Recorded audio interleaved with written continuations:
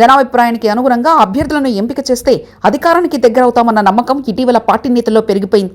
అందుకే ఎన్నికల వ్యూహాత్మకర్తలకు డిమాండ్ పెరిగిపోయింది. ప్రశాంత్ కిషోర్ అందుకున్న వరుస విజయాల తర్వాత ఈ ట్రెండ్ మరింత ఎక్కువైంది. తెలుగు రాష్ట్రాల ఎన్నికల్లో కూడా పరిశీలిస్తే ఇది మరింత అర్థమవుతుంది. 2024 ఎన్నికల్లో రాబిన్ శర్మ తెలుగుదేశం పార్టీకి ఎన్నికల వ్యూహకర్తగా పనిచేశారు.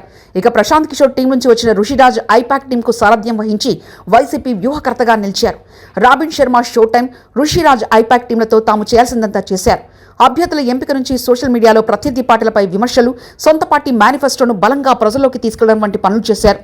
ఇటీవల జరిగిన మహారాష్ట్ర ఎన్నికల్లో రాబిన్ శర్మ ఏక్నాథ్ షిండే కోసం, నరేష్ అరోరా, అజిత్ పవార్ కోసం పనిచేశారు. రెండు పార్టీలను విజయం వైపు నడిపించారు. అదే సమయంలో కాంగ్రెస్ పార్టీ తరఫున సునీల్ కనుగోలు పనిచేశారు. కానీ ఫలితం కనిపించలేదు. తెలంగాణ, కర్ణాటక ఎన్నికల్లో సక్సెస్ అయిన సునీల్ కనుగోలు మహారాష్ట్ర ఎన్నికల్లో మాత్రం ఆ పార్టీకి అధికారాన్ని సాధించి పెట్టలేకపోయారు. అంతెందుకు, ఎంతో మందిని ముఖ్యమంత్రులు చేసి దేశంలోనే వ్యూహకర్తగా పేరున్న ప్రశాంత్ కిషోర్ మొన్నటి ఉప ఎన్నికల్లో బీహార్లో తమ పార్టీ అభ్యర్థులను బరిలోకి దింపి గెలిపించుకోలేకపోయారు. నరేష్ అరోరా టీం గత ఎన్నికల్లో నెల్లూరు వైసీపీ ఎంపీ అభ్యర్థి విజయసాయిరెడ్డికి పనిచేసినా అనుకూల ఫలితం రాలేదు.